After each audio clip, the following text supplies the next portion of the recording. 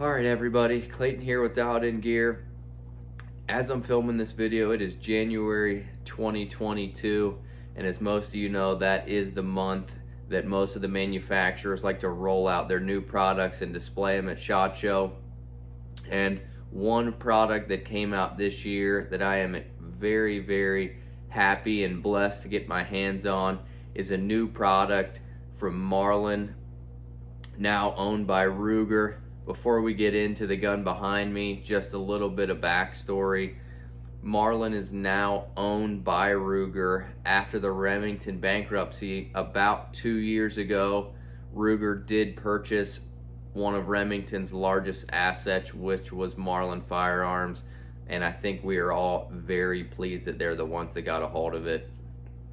We all thought they would do a bang-up job with this line, but after this first gun rolled out onto the market, everybody was pleasantly surprised at just how well they did. So without further ado, this is the first, not the first rifle, but this is the first product off the line from Marlin Firearms under the Ruger brand. Ruger ended up having to purchase all of Marlin's machinery and move it down on over 100 trucks to the North Carolina facility, retool, retime, retune all of the machinery, and that's why we've all impatiently waited about 2 years for this gun to hit the market. And I'm not the first one to get a review out there, so a lot of you have already seen this rifle in some capacity, but this is the 1895 SBL chambered in 4570. This beauty right here, 4570 government from Marlin.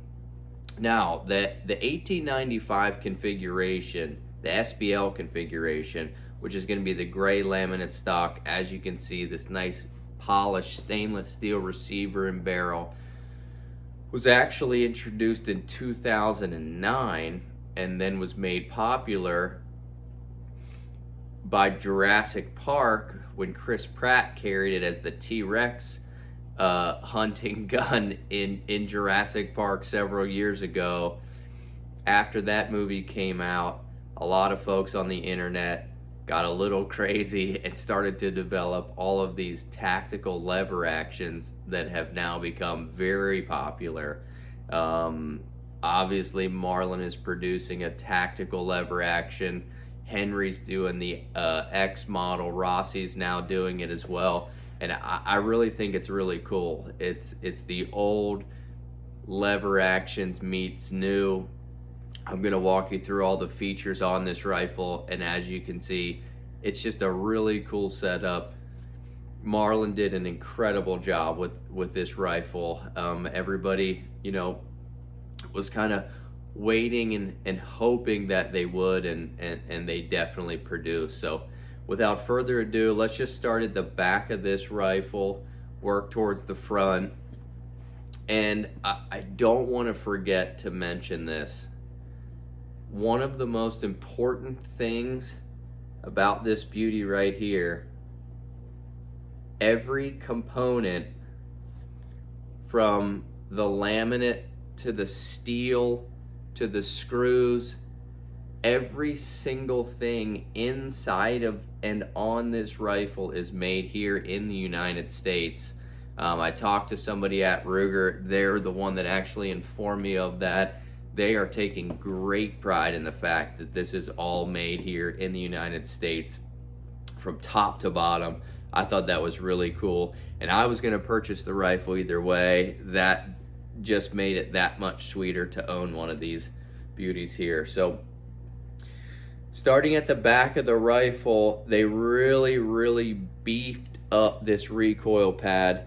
You can see probably 1.5 inches, nice thick soft rubber to eat up some of that 4570, some of those 325 grain loads.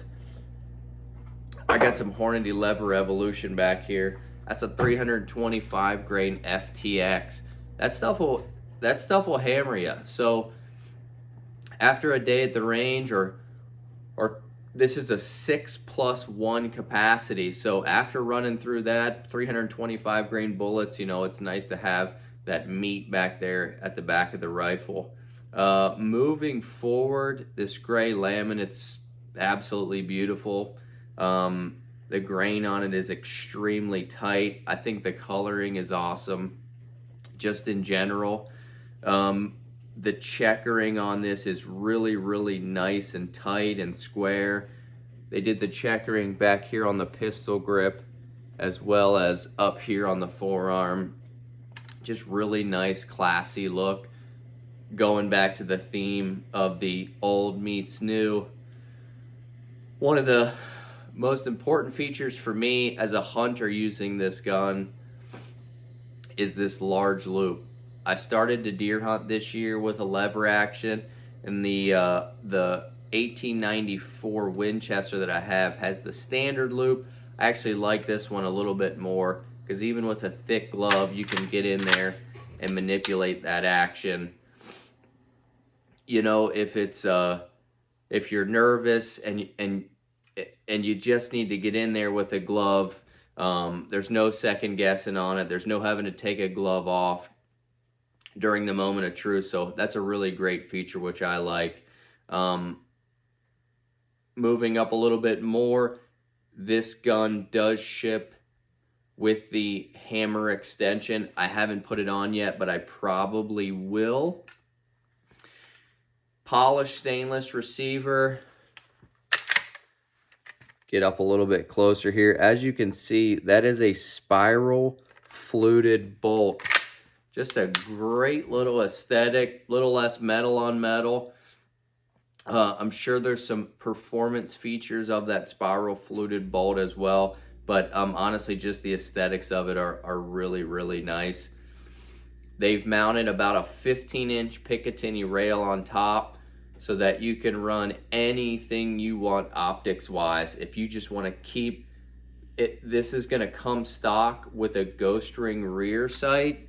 And then up front, we got a high-vis fiber optic that actually has a little tritium insert in the front for low-light situations. If you're in bear country, if you're a guide and you're carrying this as a backup gun, that's just cool. I mean, there's just little features like the spiral fluting, the polish, the tritium insert, just little features that, you know, maybe they weren't completely necessary, but they just take the gun up a little bit more and just give you even more bang for your buck.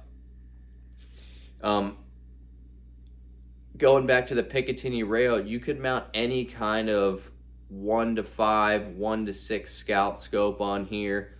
Be great for bear hunting, deer drives, you know, anything like that. Hunting down in Texas, you know, this is probably going to be an under 300 yard gun.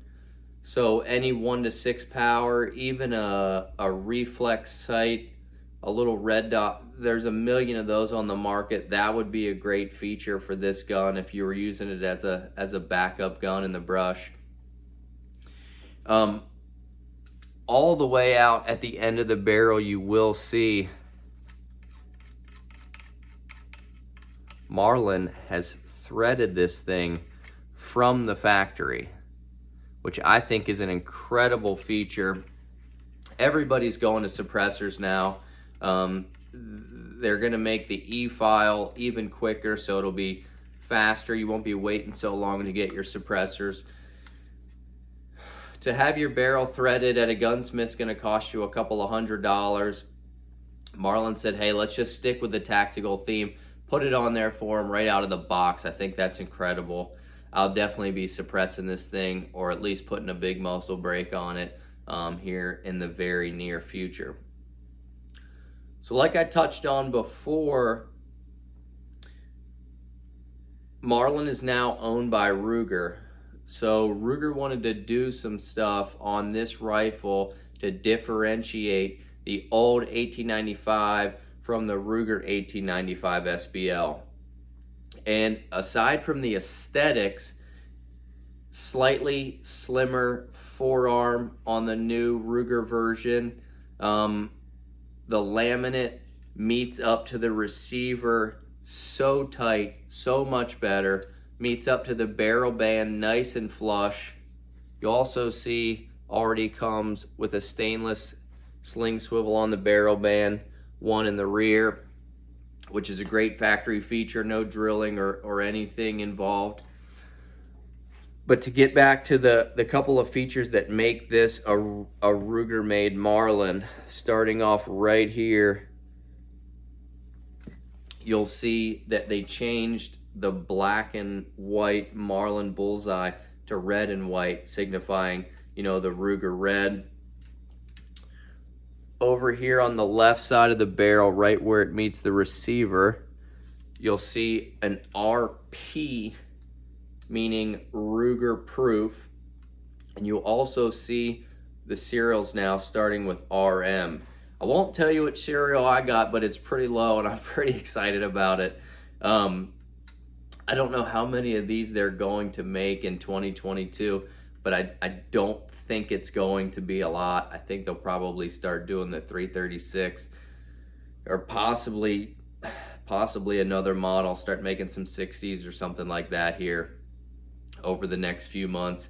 But I know folks are really jacked up that this gun is back out. I definitely am. I was very fortunate to get my hands on one. Like I said, just to review, beautiful job on this 4570 from Marlin, the 1895 SBL, 19-inch threaded barrel. They're hammer forging these barrels now, which, you know, Ruger always has done a great job with that. Every feature, every little detail on this gun was gone over with a fine-tooth comb, because Ruger knew that they could not afford to put out a Marlin that does not live up to the Marlin legacy. And everybody, guys in the lever world that have had these in their hands so far, that know far more than I do about lever actions, are very impressed. And I think everyone thinks that this is the best Marlin to hit the market yet. Very blessed to have one. I suggest go out there, if you're looking to get your hands on one of these yourself, go to a retailer, get on a wait list. It could be a little while, but definitely worth the wait. So guys, that's my full review of the 1895 SBL. Without further ado, stay dialed.